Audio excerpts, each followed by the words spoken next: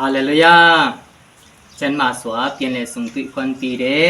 พระพยาสินามาโดตายวยบุญจีชินสีบาสีทีนี้มาตะเคียนเยซูคริสต์โดอีองไว้คันโดมูชินไว้สินลีอาจารย์กูเดินเสตัวมาพิพาเดไว้สินลีมาการณีอเมชิโดกอละกอตะยัดไหนต้องนายสิบไว้ผิดกว่าชินชินมาเตคริสวันจันอาคารจีนนาเสพคุณนิดอังเงเสงากะนีมนเตชิงมาสายุต้องเช็ดตีอชิงไตองมีตะเพียนลงในมองไม่อติผิดลีอีต้องเช็ดตีอชิงในยิสุกะเอลิลามาสาบัตานิหุจิโรอัตานเนจีจอดอมูอีอันเนตกาอจนกพยาอเบจังอจนกกูสนพิดดอมูตานีหุสูลูตาดีพัตตรจันไปอาเพียงยาวไทยพิอาสินกองจีฉะปีบาซีจีสุคริสโดอีองไว้คันดอมูเชนเทมาอจีจีซุมอเชกะบาเลสุเยนตงนายีสิทไว้อาจังพิบาเดดีตงนายีจ้าเทมาบาดุยพิดเปียตะเลสุราจนอโดติผู้อลอนอจีจีบาเดแกนัมบัตติดมาลุยาติอคิดเพียนทาระพยาตะเคนีสิตัยเชนดีป่วยสินลีพิษผู้ยานอัตเตพยาตะเข่งกะตูกูใจลุยาติกูขันอยู่เยสิตัยชินกู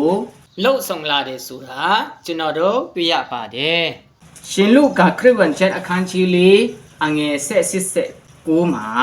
อาจังหมูกาเซนเยตาดุอาวันเมียวเสียติเดนกูจับเปียวสีชินงะกูบิเตปีดอมูบี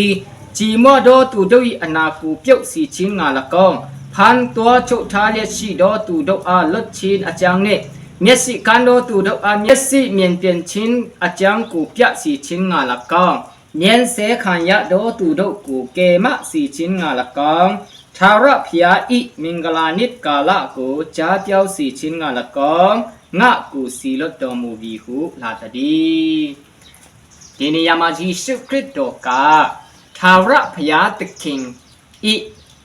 มิงกลานิตตะเดนสกากูจาเปียวผู้จ่อเส้นลาเดสุราจโนโดตุสิยาบาเดทาระพยาตะคิงหาลุยาติลูพิชินกูตูกูใจคันอยู่ปีมาหัวเมียนลาบาเดสุราตมาเจนสายตนเป็นชัดพิเดดาสุเยนทาระพยาตะคิงหาเบตูเลสุเยนลุยาติกูคันอยู่เยหัวเมียนลาโดยิสุคริสเป็นพิปาเดตากูจนอดตีชาติมัดผู้อลอนอจิจีบาเด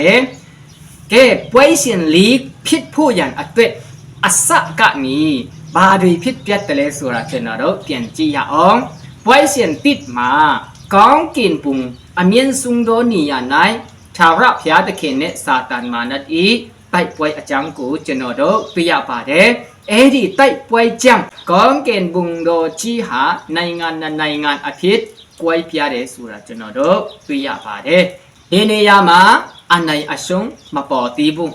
พยาตะคิงกะเลซาตานมานัดกูมาพันสีไหนซาตานมานัดกะเลทาระพยาตะคิงกูมาไหนเอราเนกองเกณฑ์ในงานดอจีเปียดพิยาตัวเดสุราจนอดตุยาเดจุติยาป่วยเสียนมาทาระพยาตะคิงกะดีซาตานมานัดกูพันสีชกนงอายีอยู่ในผู้เอเดนอุเยนกูตัวพันเซนปีมาเอเดนอุเยนเทมาตูเนตดานตูดอลูตากูพันเซนเดเอดีอาดาเนเอวะกูพันเซนผู้ยันอักเกิดพยาตะคิงกะดีจนเราเมียนตุยนิยะเทนีละเจตายาญาเนสัจจาวราตะคุลุงกูเลตูเปลี่ยนเลปีมาพันเซนเดดีสัจจาวราตะคุลุงหาเบนิยามาพันเซนเขตะเลสุเยนยีทุจีไอเลบหูมาพันเซนเดสุราจนอดตุยาเดยีทุอเปียนมาอมงทุชีเดอมงทุเยอเปียนเพชอเมียนซุงดอนิยามากองเกนบุงสิตีเดสุราดีเนจนอดตุยาเดดาจังจนอดลูตาดุนีทายาสัจจาวรานีละเจตายาเนเนอีกวาจีหาพยาตะเคนเอาสูดอนในงานกะนี่อลอนกูวิละสวดอลอนเน็ตเนละสวดนิยามาตีสีนี่เดสุราเดจนอดตุยาเดดีดุติยาไว้เซนมาจาดพ ยาตะเขนิอาจารย์อสีหามะทะเมียวซาตานมานัดกาอาดานเนเอวะโกและพยาเยในตะเพียนพยาตะเขนหาเมียวเมียสวาชงนิดนามุရှိတယ်ဆိုတာကျွန်တော်တို့တွေ့ရတယ်ဒါစာတန်မာနရဲ့ပထမအကျင့်အောင်ပွဲခံခြင်းဖြစ်တယ်အဲ့ဒီအတွက်ကြောင့်လူသားအာဒာနဲ့အေဝဟာစာတန်မာနတိလက်ထဲမှာပြန်ပြီးဆွဲခံရတယ်ဆိုတာကျွန်တော်တို့တွေ့ရတယ်ဒီလူသားအာဒာနဲ့အေဝကိုကေတင်ผู้ရန်အသက်လူစစ်ဤအသက်လူစစ်ဤအသွေးကိုပေးဆက်ရမှာဖြစ်ပါတယ်အဲ့ဒီအတွက်ကြောင့်သာရဘုရားသခင်ကိုယ်တိုင်ကလူရတိကိုခံယူ၍သူဖန်ဆင်းထားတဲ့လောကလူသားအလုံးကိုကေတင်ผู้ရန်အသက်ကြွလာခဲ့ခြင်းဖြစ်ပါတယ်အဲ့ဒီလူရတိခံယူผู้ရန်အတွက်ဘုရားသခင်ကပွဲရှင်သုံးမှာဘာတွေလုပ်ခဲ့တယ်လဲဆိုရင်စာတန်မာနတ်ကသူလူရတိခံယူ၍ကြွလာတဲ့အချိန်မှာသာရဘုရားသခင်ဖြစ်မှန်မတိရလီအောင်မရိပ်မိရလီအောင်သာရဘုရားသခင်ကဤတီလလူမျိုးကိုတီးတန်းရွေးပြီးမှအပြစ်တရားနဲ့ဇစ်ပရောဟိမင်းတွေကိုအသုံးပြုပြီးမာနတ်ကိုလက်စားခဲ့တယ်ဆိုတာကျွန်တော်တို့သိရတယ်ဒီပွဲရှင်သုံးမှာသာရဘုရားသခင်ကဤတီလအမျိုးကိုအသုံးပြုတယ်အပြစ်တရားနဲ့ဇစ်ပရောဟိမင်းဇစ်ပူရချင်းတွေကို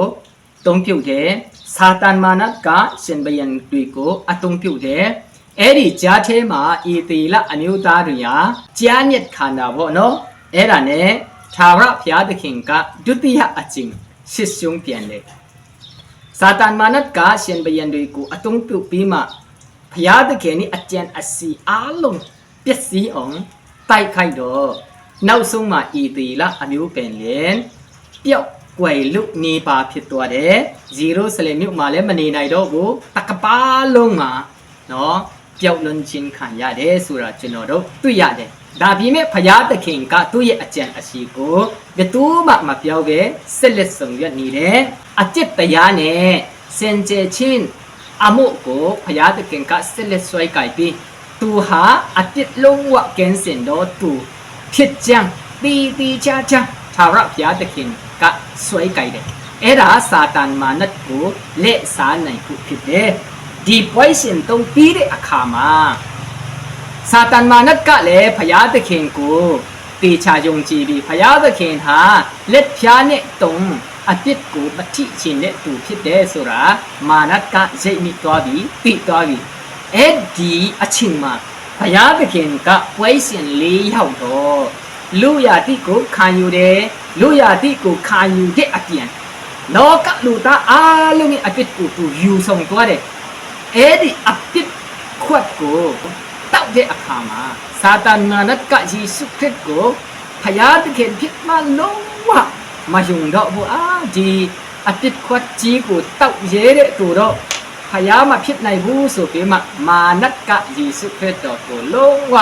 စိတ်ချရတယ်ဒါဟာဘုရားသခင်ရဲ့လက်စားခြင်းလက်ကွက်တက်ဖြစ်တယ်အာမင်အဲ့ဒါနဲ့ဒီ question လေးဟာစတင်လာတယ်မာနတ်ကလည်းယေရှုခရစ်တော်ကိုချမ်းကြည့်တယ်နော်တီချာငါရုပ်ဆိုင်တယ်ယေရှုခရစ်တော်ကလည်းအဲ့ဒီမာနတ်ကိုတီချာလက်စားတယ်နော်ဒီပွဲရှင်ဟာတော်ကိုကြည့်လို့ကောင်းတဲ့ပွဲကြီးဖြစ်ပါတယ်ကဲနံပါတ်1မှာပါလဲဆိုရင်ယေရှုခရစ်တော်ဟာလူရတိကိုခံယူတယ်ခံယူတဲ့အခါမှာသူကသာသနာပြုတ်တယ်သာသနာပြုတ်တဲ့အချိန်မှာဥပမာစကားတွေကိုအသုံးပြုပြီးသူခရစ်တော်ဖြစ်ကြောင်းကိုလည်းဘယ်သူကိုမှမပြောဖို့တပိတ်တော်ဒီကိုသူတားမြစ်ခဲ့တယ်ခရစ်တော်ဟာတီချင်းကနေရှင်ပြန်ထညွတ်ချင်းမရှိမိတိုင်အောင်ဒီအချမ်းကိုဘယ်သူမှမပြောရဘူးဆိုပြီးမှအချင်းတားမြစ်တယ်ဆိုတာလေကျွန်တော်တို့သိရပါတယ်သူကိုယ်တိုင်ဖျားဖြစ်ပြီးမြဲငါဖျားဖြစ်တယ်ဆိုပြီးမှဘာမှခရစ်တော်ကအရေးအယုံကိုမပေါ်အောင်လုပ်တယ်စုတောင်းချင်းတင်ပြီးတဲ့အခါမှာလည်းအဲ့ဒီလိုလည်းတင်ပြီးတယ်သူကိုယ်တိုင်စုတောင်းတဲ့အချိန်မှာလည်းကောင်းကင်ဘုံနဲ့ရှိတော်မူတော့ကျွန်တော်အဖဤခွတ်နဲ့ကျွန်တော်ကိုလွန်သွားနိုင်လေလွန်သွားစီတော်မူပါဆိုပြီးမှသူကိုယ်တိုင်ကလည်းအတန်ကျဲစုတောင်းပြီးတယ်အဲ့ဒါစာတန်မာနတ်ကသူ့ဒီနာကနေတိချာနာထုံတာဒါဖျားဖြစ်မလားလူသားဖြစ်မလားဘောနော် Edi Satan Manat ko Jisu Christ do ka phan chin lo dilu myo lok song de sura chino do to ya de let wa ka dai po ma thong ma Jisu Christ do ka achinau I phaya a phe chang achinau ku sun pit do mu tani so pi ma o de akha ma da ha phaya de khin ku dai ka no di saka pyo de akha ma Manat ku le sa da phit de sura di ni chino pyo chin de ba phit lok Christ do ka manat ku dilu le sa khe ta le su yen tu phan sen tha de adan ne ewa ko manat ka le sa de atwat cha phaya de khin ka di atwat pian pi ma pi sat khe chin phit de chino ro ku sa tu ka lok song pi khe chin phit de sura chino pyo chin ne dutiya achet ma sung san chin a phian Satan manati sit tai chin ke Jisu Christ do ka le manat ko le sa de Manat ka le Christ do ko aching ching sung san de Jisu Christ khwa ka de ka Herod men ji ka nanit out kli nge di ko tat khai de da le mana ye tai khai chin tam yu be Thawra phya de khe na lu ya ti ko khan ye chwa la de su yen nga let the ma shi ni de di lu ta a long lot myau twa me sura Satan manat ti de atwat chang tu let the ma shi de lo ka lu ta a long ma lot myau nai ong ke den me tu ko tat phu Satan manat ka chen yoi pi ta phit de era chang nanit out kali ri ko tat de Christ do lot twa de pi ma Jisu Christ do ji nit chin khan de Kaung gen ka ni atan phit la de atan phit la pi de nak chap chin tan sen do wei nyan do ka to che ma sung san chin khan phu Christ do ko pu song de a ching ma yat li se Christ do ka thamen le ma sa ji le ma taw era ne ji le to sa de pai le sa de a ching ma Satan manat la de Satan manat ka ba pyaw tha ta le swen ten di ta do phaya man de su ye Lu ta du ko ke den me phaya de khin man de su yen di chak khe ri ko mung phit si pi ma sa su pi ma manat ka sung san de Satan manat ku tai edi ni ya ma la ta la mui akong ke do la ta la do chan sa ma ma pho pya pi ne di ni ya ma manat ka Christ do ku tui song de su ra chin do tui ya ne Jisu Christ do ka le edi ma nga phaya phit de ke kwa ya da be su pi ma Chak khe ri ko mung phit si de so yen Satan manat ka chat chin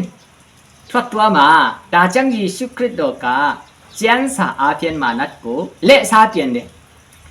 lu ri mong a phian ta atit shin da ma hok bu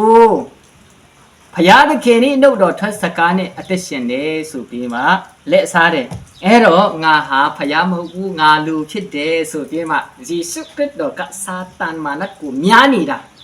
Ke era ne dutiya aching Satan manat ka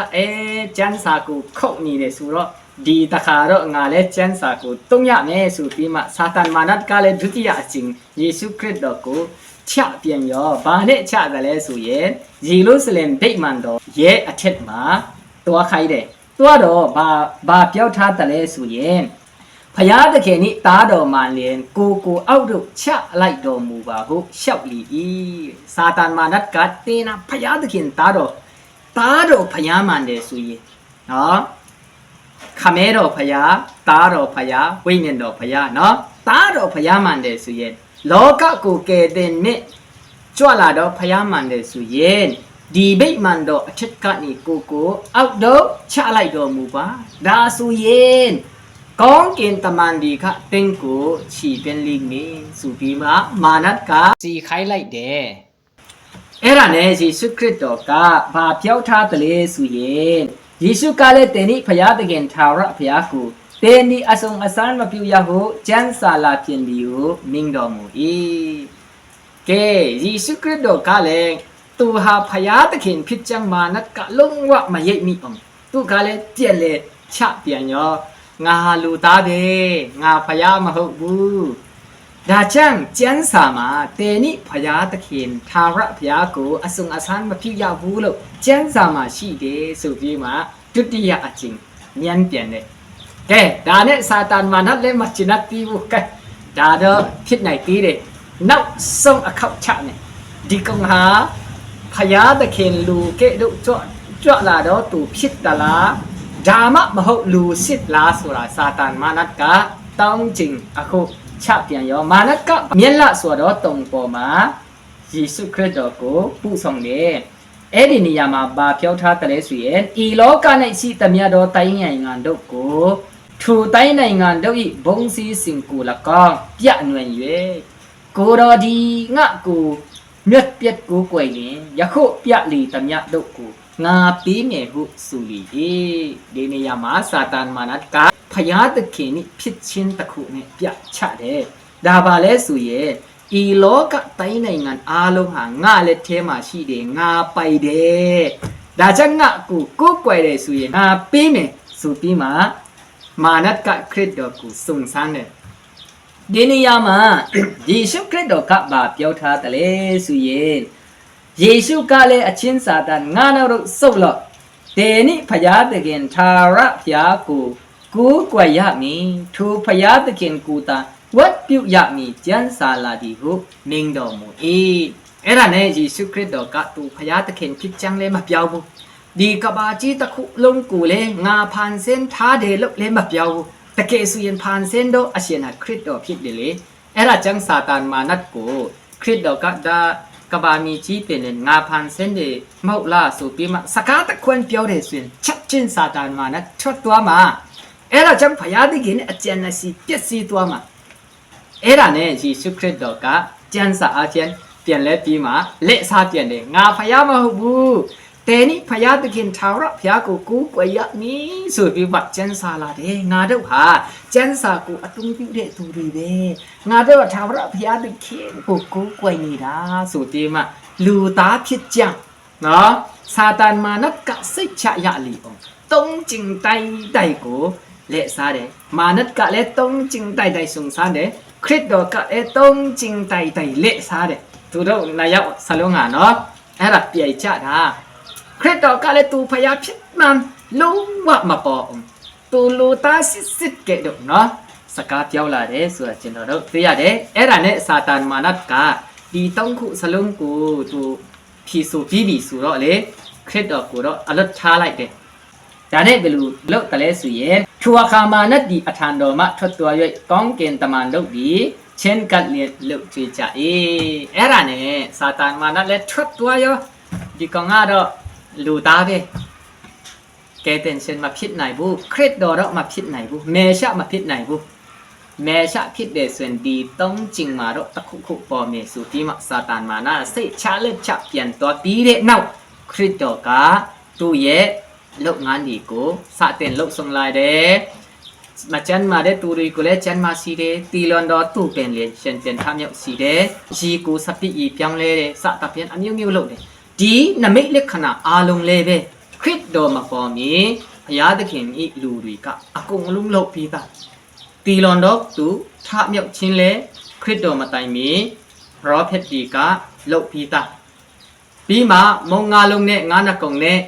လူ900ကျွေးတဲ့ပုံစံလဲပရောဖက်ဒီလုပ်ပြီးသားရီကိုစပီကြီးပြန်တာလဲပရောဖက်ဒီလုပ်ပြီးသားဖြစ်တယ်နော်ဒါနမိတ်လက္ခဏာအလုံးဟာပရောဖက်တီလောက်ပြီးသားဖြစ်တဲ့အတွက်ကြောင့်စာတန်မာနတ်ကလည်းပဲဒါဟာဖယားသခင်ဤလူစစ်မဖြစ်နိုင်ဘူးသူမတိုင်ခင်မှာပရောဖက်တီလည်းဒါမျိုးတော့လောက်တတ်ကြတယ်ဆိုပြီးမှမာနတ်ကစိတ်ချလက်ချရှိနေတယ်ကဲ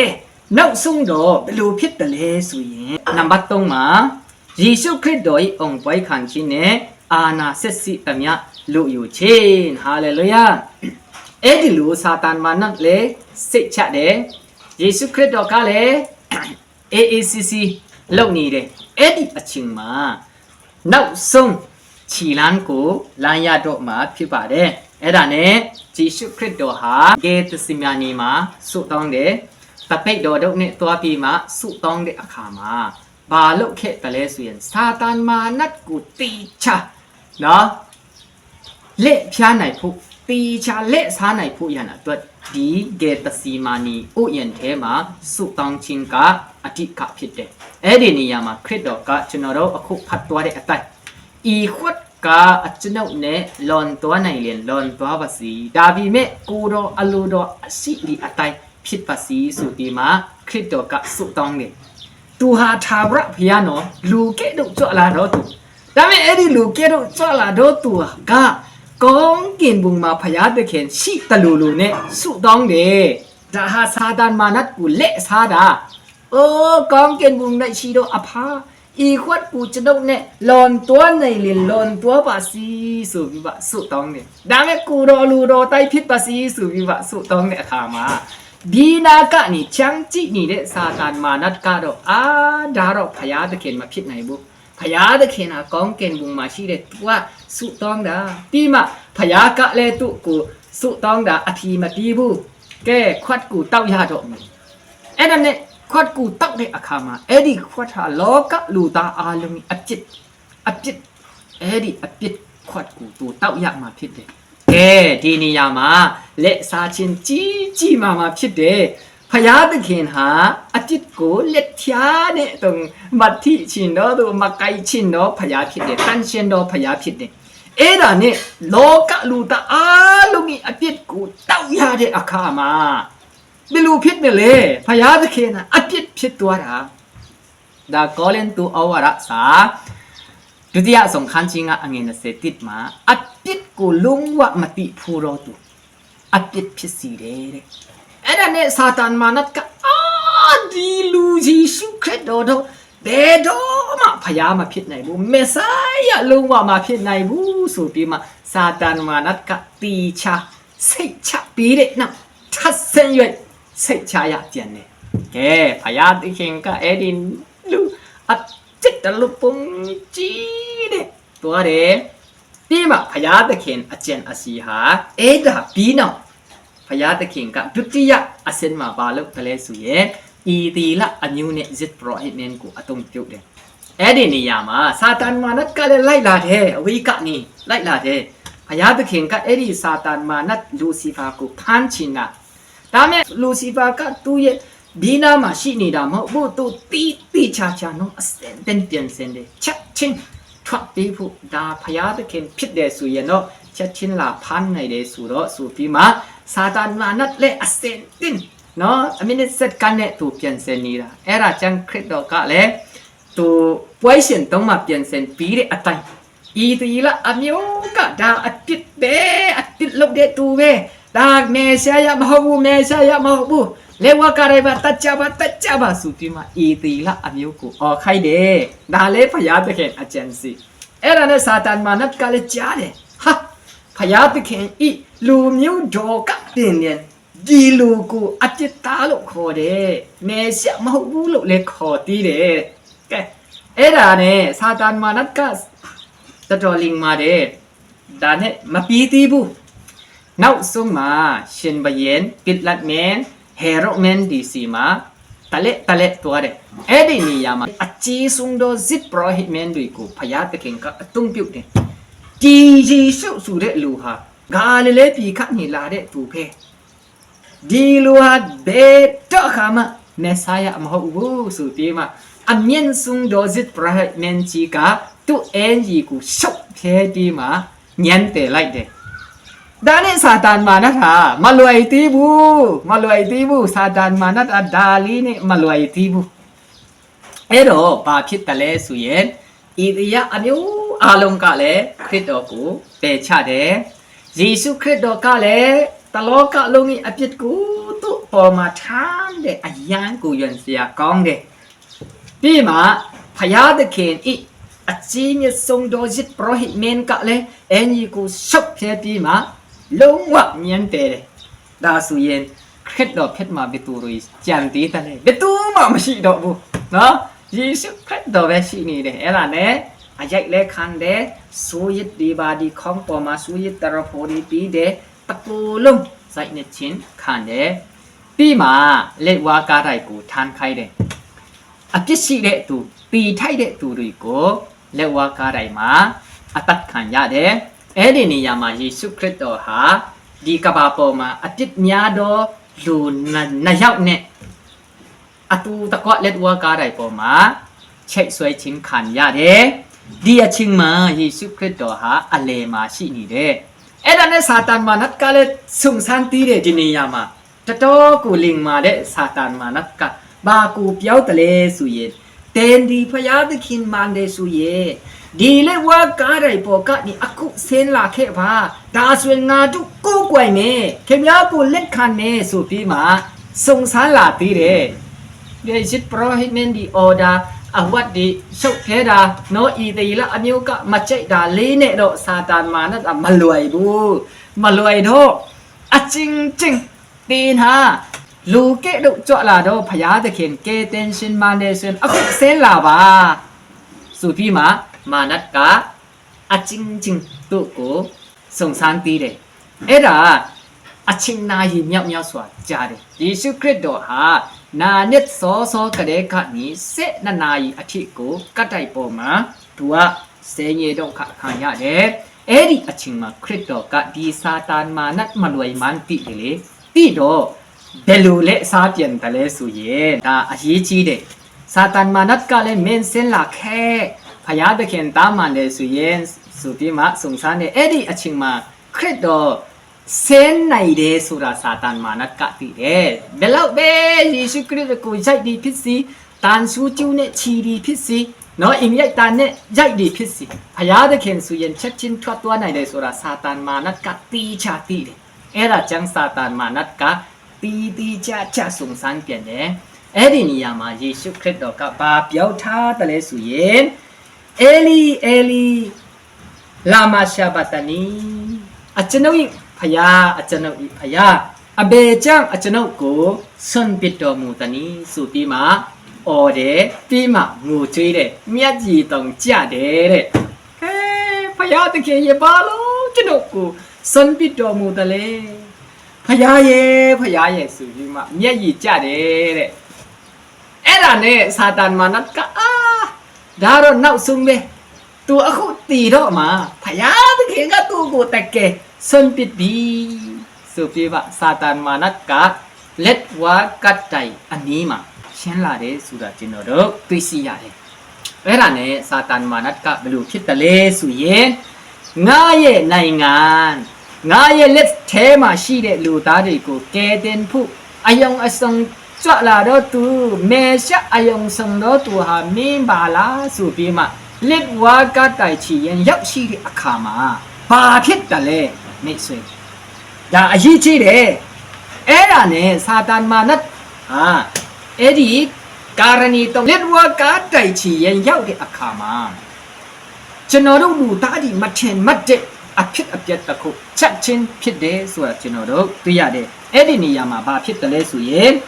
မောတိအချင်းမဆာ၍သုံးချက်တီးအချင်းတိုင်အောင်มีตะเกียนลงในมองไม่อติผิดนี่เอ็นั่นชัดชินชิมองไม่อติผิดเดตรงไหนติจาเดอันนี้มามีกะเลียนจีลุกเดเจ้าตรงจีดีกูเลยกวยเดအဲ့ဒီကြောက်တုံးကြီးတွေကိုဘသူကသူနဲ့ထုတ်ပြီးမှကွိုက်တယ်လဲဆိုတာကျမ်းစာမှာမရှိဘူးဘာလဲဆိုတော့အဲ့ဒီနေရာမှာယေရှုခရစ်တော်ကအဲ့ဒီလူစီဖာကိုချက်ချစ်ไก่พันတယ်ဆိုတာကျွန်တော်တို့တွေ့ရတယ်ဒါဟာဘောလူကိုတိုက်ကကျမ်းစာမှာရေးခဲ့တယ်ဂလောသဲဩဝါဒစာခန်းကြီး1အငယ်35မှာအဲ့ဒီစာတန်မှာနတ်ကြီးကိုယေရှုခရစ်တော်ကလက်ဝါးကားတိုင်အားဖြင့်အုံပွိုင်းခံနေတဲ့ဟာလေလုယာအဲ့ဒီနေရာမှာယေရှုခရစ်တော်နဲ့လူစီဖာအပြည့်အထန်တိုက်ကြတယ်နော်ဆုံးထွက်ဖို့အဲ့ဒီနေရာမှာတက်တဲ့တိုက်ပွဲဟာ final ပဲဆုံးတော့သူထွက်ရမယ်တီးရမယ်ဒါ final ပွဲပြိုင်ပွဲအမတန်မှ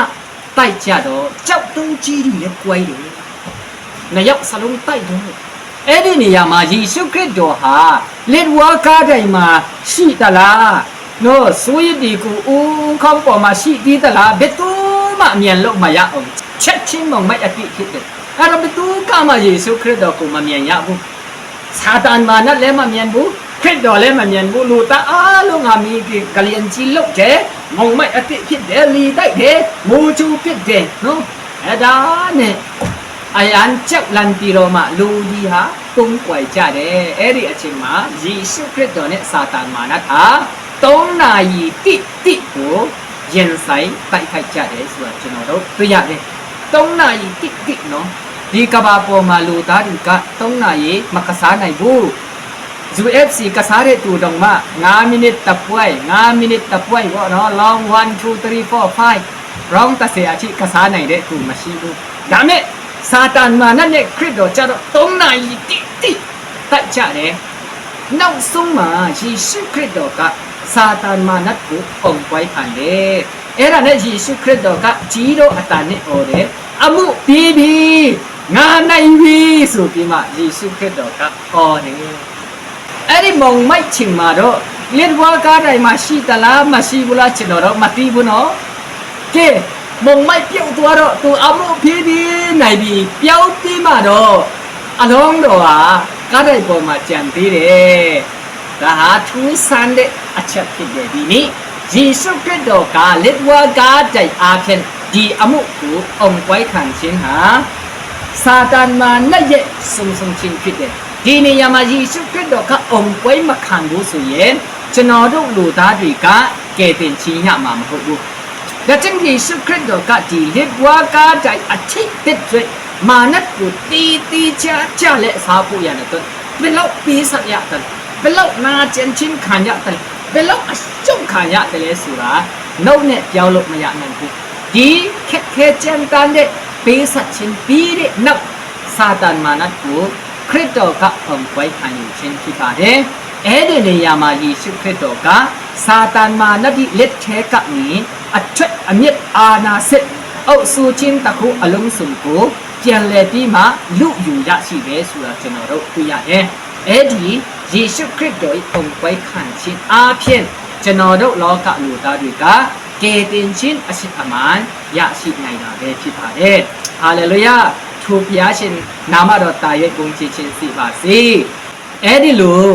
ယေရှုခရစ်တော်ကအုံပွိုင်းခံပြီးတဲ့နောက်နံပါတ်4မှာသာရဘုရားသခင်ဤစီရင်ချက်ဘုရားသခင်ကဘယ်လိုစီရင်ချက်ချခဲ့တယ်လဲဆိုတာစင်မကူခန်းကြီး16အငယ်56မှာတင်တို့ဒီလောကီနိုင်ငံအရရစီသမျှတို့တွား၍ဝိညာဉ်ရတတဝအပေါင်းတို့အားဧဝံဂေလိတရားကိုဟောကြားလော့ယုံကြည်၍ပြည့်ပြန်ကိုခံတော်သူသည်ကဲတင်တော်မူခြင်းတို့ရောက်လက်တန်းမယုံကြည်တော်သူမူကားအပစ်စီရင်ခြင်းကိုခံရလက်တန်းယေရှုခရစ်တော်ကဘာပြောထားခဲ့တယ်လဲဆိုရင်အခုအချိန်မှာတင်တို့တွား၍လောကီနိုင်ငံအယက်ရက်ရှိသမျှတို့တွားပါလူမျိုးတကအပေါင်းတို့ကိုဒီဧဝံဂေလိတရားဟောကြားပါလူမျိုးတကအပေါင်းတို့ကိုငါတဖိတ်ဖြစ်စေကြပါတဲ့ဟာလေလုယာယုံကြည်၍ယက်တီယန်ခံတော်သူသည်ကယ်တင်ခြင်းရမည်မယုံကြည်တော်သူမူကားအတိစီရင်ခြင်းခံရမည်ဆိုပြီးမှတရားစီရင်ချက်ကိုယေရှုခရစ်တော်ကကြီးညာခဲ့တယ်ဆိုတာကျွန်တော်တို့သိရတယ်ရှင်မသက်ခရစ်ဝင်ချက်အခန်းကြီး28အငယ်78ကနေယေရှုဒီအနည်းဘာတို့ချမ်းတော်မူပြီးလျင်ကောင်းကင်ဘုံ၌၎င်းမြေကြီးပေါ်၌၎င်းစီရင်ပိုင်တော်အခွင့်တကူရှိသမျှတို့ကိုငါခံရသည်တင်တို့တွား၍လူမျိုးတကာတို့ကိုငါတပိဖြစ်စီလျက်အမေတော်သားတော်တန်ရှင်တော်ဝိညာဉ်တော်ဤနာမ၌လက်တယံကိုပြီးကြလော့ငါဒီတင်တို့အားပြီးသမျှတို့ပြီးမြတ်တို့ကိုစောင့်ရှောက်စီခြင်းငါစုံမဩဝါဒပြီးကြလော့ငါဒီလေကတ်ကဘာကုံဒီတိုင်အောင်တင်တို့နဲ့အတူအရှင်မပြတ်စီဒီဟောမြင်တော်မူ၏အာမင်ဒီစီရင်ချက်ဟာယေရှုခရစ်တော်ကအုံပွဲခံလို့ဒီတရားစီရင်ချက်ထွက်ပေါ်နိုင်တာဖြစ်တယ်အကယ်၍ယေရှုခရစ်တော်ကစာတန်မာနတ်ကိုမအောင်နိုင်သေးဘူးဆိုရင်ဒီတရားစီရင်ချက်ကိုထွက်ပေါ်လာမှာမဟုတ်သေးဘူးယေရှုခရစ်တော်ကစာတန်မာနတ်ဤတခုအလုံးစုံကိုတင်းပိုက်ရယူပြီးပြီဖြစ်တော့ကြောင့်ကျွန်တော်တို့တွေကသူ့ကိုယုံကြည်တယ်ဆိုရင်ကယ်တင်ခြင်းခံရမှာဖြစ်တယ်စာတန်မာနတ်ကကျွန်တော်တို့ကိုချီနှောင်နိုင်မှာမဟုတ်တော့ဘူးချုပ်နှောင်နိုင်မှာမဟုတ်ဘူးဆိုတာခရစ်တော်ကတီးချာကျွန်တော်တို့ကိုတင်ပြီးခြင်းဖြစ်ပါတယ်ဟာလေလုယာဒါကြောင့်ယေ